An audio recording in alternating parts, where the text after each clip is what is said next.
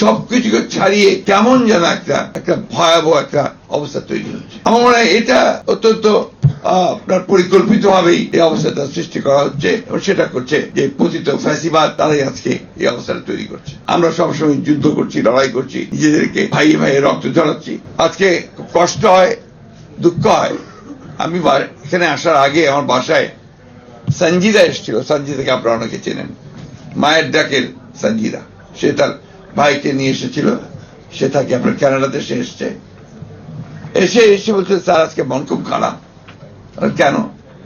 গত কয়েকদিন ধরে যা দেখছি তাতে করে স্যার আমার মন খারাপ হয়ে যাচ্ছে। এই যে এতদিন ধরে যে কষ্ট, যে পরিশ্রম, যে ত্যাগ, যে আত্মজনের চলে যাওয়া, প্রিয় মানুষগুলোর চলে যাওয়া, সবকিছুকে ছাড়িয়ে কেমন যেন একটা ভয়াবহ একটা অবস্থা তৈরি হচ্ছে। আমার মনে হয় এটা অত্যন্ত আপনার পরিকল্পিত ভাবেই এই অবস্থাটা সৃষ্টি করা হচ্ছে এবং সেটা করছে যে পতিত ফ্যাসিবাদ তারাই আজকে এই অবস্থাটা তৈরি করছে।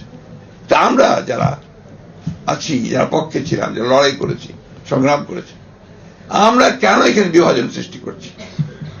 আজকে বিভিন্ন জায়গায় বিভিন্ন কথা শুনলে রীতিমতো ভয় হয় যে আজকে আমরা এই সময় এখনই এটাকে আমরা পুরো আন্দোলনকে একটা ভিন্ন দিকে নেওয়ার চেষ্টা করছি। আমার কাছে যেটা মনে হয় আমি সেটাই বলছি খুব স্পষ্ট করে। আমাদের তো লক্ষ্য এখন একটাই হওয়া উচিত। সে লক্ষ্যটা হচ্ছে আমরা একটা সত্যিকার অর্থে একটা গণতান্ত্রিক রাষ্ট্র নির্মাণের জন্য যে সংস্কারগুলো প্রয়োজন, সেই সংস্কারগুলো ন্যূনতম করে আমরা একটা সেই ধরনের একটা রাষ্ট্র গঠন করার জন্য একটা নির্বাচন করে একটা পার্লামেন্টে যাই। অনেকেই বলছেন যে নির্বাচনই তো আপনার গণতন্ত্র নয়। অবশ্যই নয়, কিন্তু তার জন্য তো আপনাকে একটা প্রক্রিয়া লাগবে। সেই প্রক্রিয়ার মধ্যে যদি আমরা না যাই তাতে আমরা সেই জায়গায় পৌঁছতে পারবো না।